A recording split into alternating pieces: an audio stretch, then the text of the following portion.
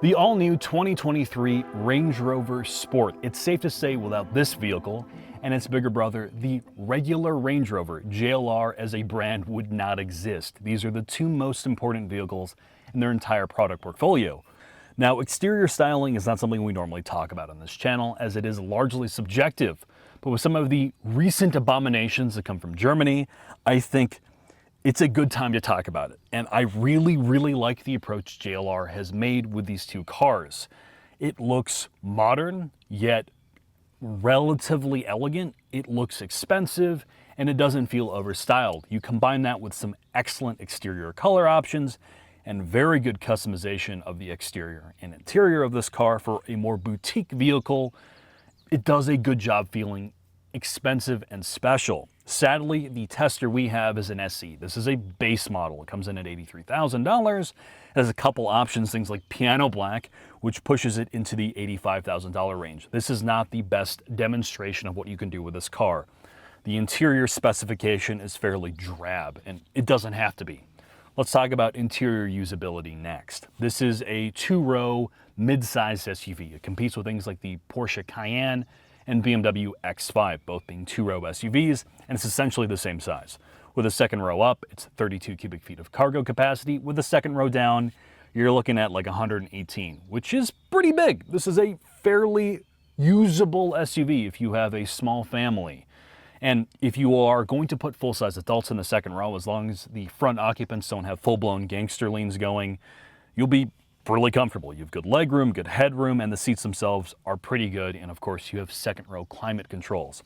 The front occupants, even in these base seats, are very comfortable. The driving position is near perfect for a variety of different heights.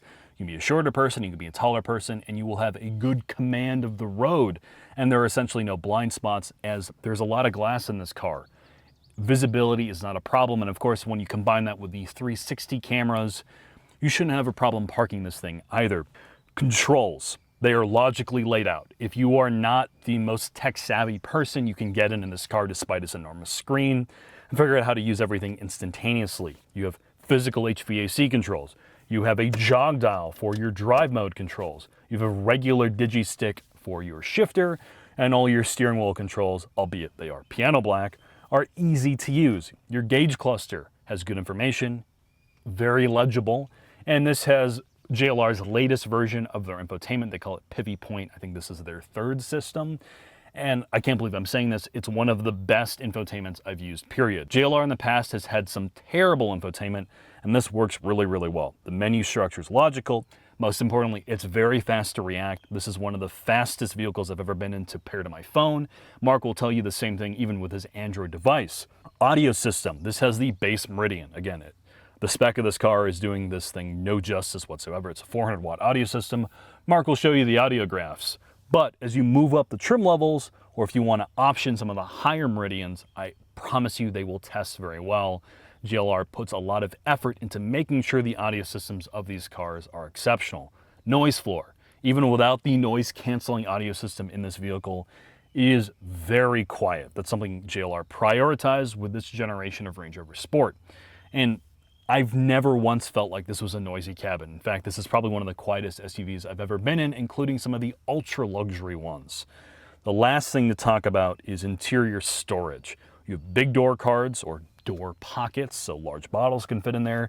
You have a tiered approach to the center console area, and of course you have a very big glove box. This car, again, I hate to call it the mom mobile, but it's supposed to be this usable SUV that you don't have to think about anything when you get into it. The one thing I will bring up one last time is if you are going to buy this yourself, don't spec the piano black. Pick one of the wood veneers or something, because it really does detract from this cabin, and there are fingerprints everywhere. And that's really the con of this cabin. Like most modern vehicles that rely on piano black, have giant screens, if you are fingerprint phobic, you are not going to have a good time in this car. But past that, I think it's time for us to head in the shop, put this thing up on the lift. In the shop with the Range Rover Sport, first thing to talk about is the architecture. This is on JLR's global platform for large SUVs known as MLA Flex. Versus the outgoing architecture, it is about 35% more rigid, which helps reduce NVH, and arguably more importantly, it now supports their latest iterations of interior and suspension technology. If you look at the platform itself, it looks extremely expensive. Everything's covered up. Both your front and rear subframes are aluminum. All your suspension components are aluminum. And everything looks extraordinarily beefy because the Range Rover Sport, much like a Grand Cherokee, is that luxury SUV you can take off-road. And that is something that is baked into the Land Rover or Range Rover DNA. When it comes to the suspension packages, this is the SE, so this is the cheapest, least capable model. It just has air ride. As you move your way up, you get a 2-stage transfer case, you get torque vectoring, you get rear steer, which is the ability of turning the rear wheels in the same direction or opposite direction up to 7.7 degrees. And of course, you have the 48-volt anti-sway system. The one thing that is constant is air ride. This is their latest iteration of air ride, which now means they have air shocks themselves that can now change their volume. That is their first time ever. And on top of that, it has their latest iteration of their twin tube dampers, so they can now react faster. This vehicle rides extraordinarily well, and that is the one thing I will say about it. It rides better than 99% of its competition. They did a very good job between isolating the body structure through their increased rigidity and the air shocks themselves. When it comes to drivetrains, you have a variety of output options and engine options. So the base engines like this is JLR's i6. They're their inline six. It is a 3-liter. There's 2 different outputs for it, either mid 300s or almost 400. It is from their Ingenium engine line, which we've talked about in the past, and it has the ability to become a plug-in hybrid. That plug-in hybrid model makes over 500 horsepower, has a range of in the mid 400s, and it has an electric motor that is good for a little bit over 100 horsepower itself. And then lastly, you have a V8. The V8 comes from BMW. It is their N63 with their latest technical update. It is a very, very good engine. You can currently get that engine in their first editions and their upcoming SV, which is sort of like their X5N competitor. You have 1 gearbox. It is a ZF 8-speed. It is well calibrated, and it's exactly what you're hoping for in a vehicle like this. But past that, I think it's time for us to go take this for a quick drive.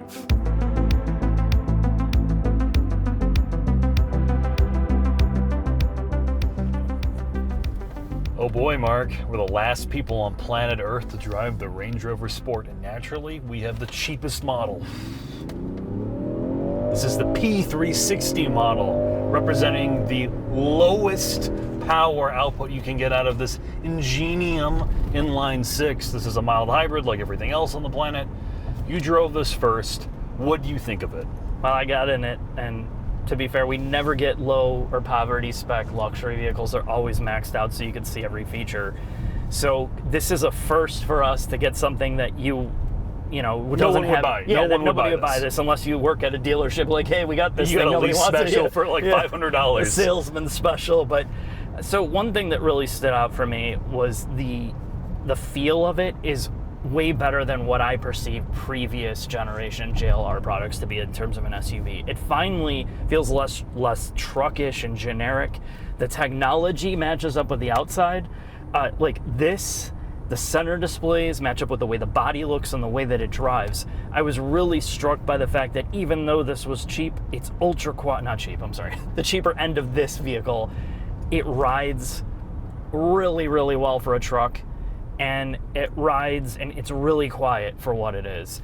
And the one thing that I know that you're going to disagree with is the first thing that I thought of when you cover up the Range Rover badge is it feels like a Volvo to me, like an upscale Volvo. From the engine having a turbocharger and supercharger to the interior material choice and the way things are laid out, it has a really strong Volvo feeling. And even the exterior is really, really like modern but clean at the same time.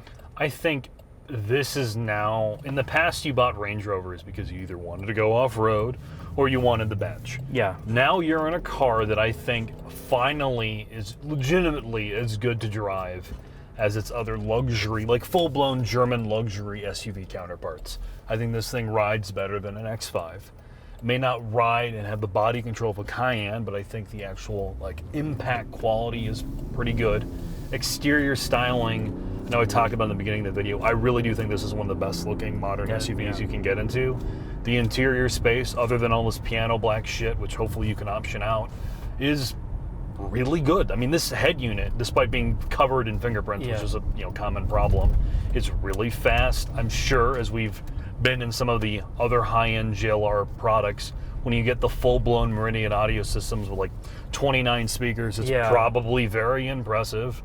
I mean, this is kind of what we joke. We live out here in the Illinois area. This is like the Barrington mom car. Yeah. You have money. You're going to lease this thing because you know it's going to break in 5 years, and you know it's going to depreciate a shitload.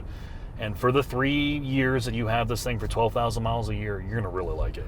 Yeah, I would agree with that. It's some of these luxury products are, you take it or leave it. But really with this, what struck me is the evolution of this brand. And we know on paper, like, they look like a high-end luxury brand, but they don't have a huge amount of engineering budget compared to a lot of other brands, right? But to see, like, the technology gets so much better compared to what we saw when I did the Evoque a long time ago.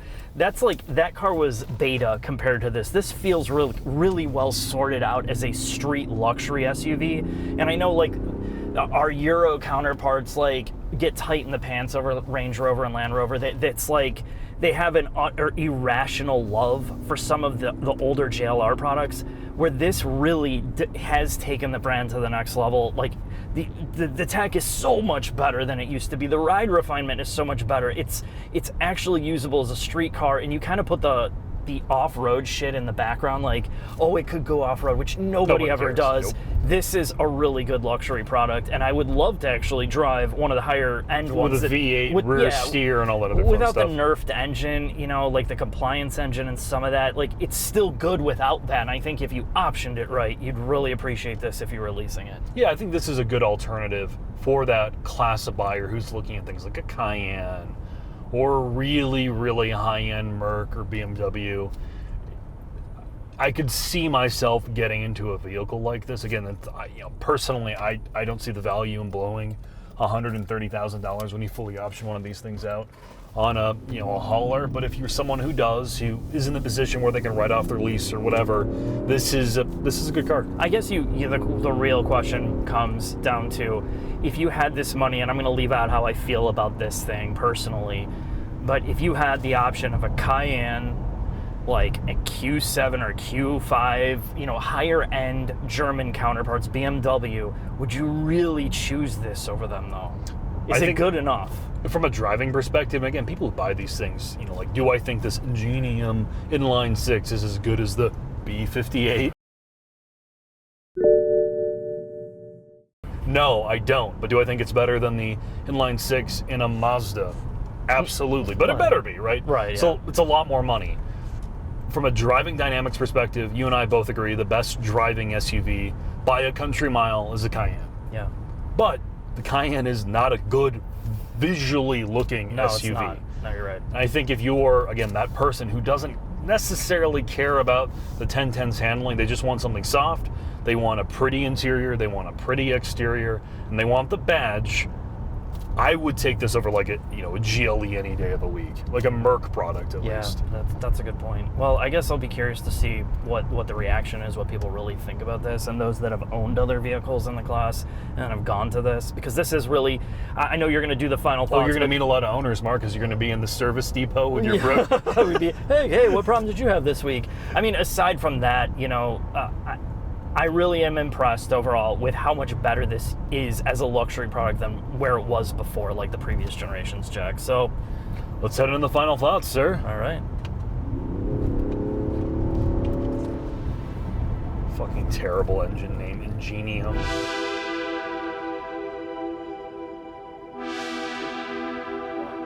Action! Final thoughts on the Range Rover Sport SE. We are the last people on planet Earth to do a video on the Range Rover Sport. So for the three of you watching, let me tell you, this car is for decision makers. People who just can't stop deciding. You don't even know what you're deciding on. That's being generous. It's a car for those who want to be seen, who don't care about value. That's what the Range Rover has always been, but now it is at least good to drive and mostly worth the money. I would argue, and I've said this before to JLR reps, that a lot of these cars would be better and cheaper and probably more competitive if you stripped out all the off-road capability and you just focused on making it a mall crawler, just a luxury boat that has all-wheel drive, just good enough to get you out of the snow while still maintaining the excellent ride quality. And despite this thing being a lot of money, it does feel expensive. And I imagine, having not, of course, driven one of the more expensive models, that as you tart up the interior with massaging seats and a V8 under the hood and a more premium audio experience, it would probably feel like a $100,000 or $130,000 SUV. But with that being said, thanks for watching, and I hope to see you soon.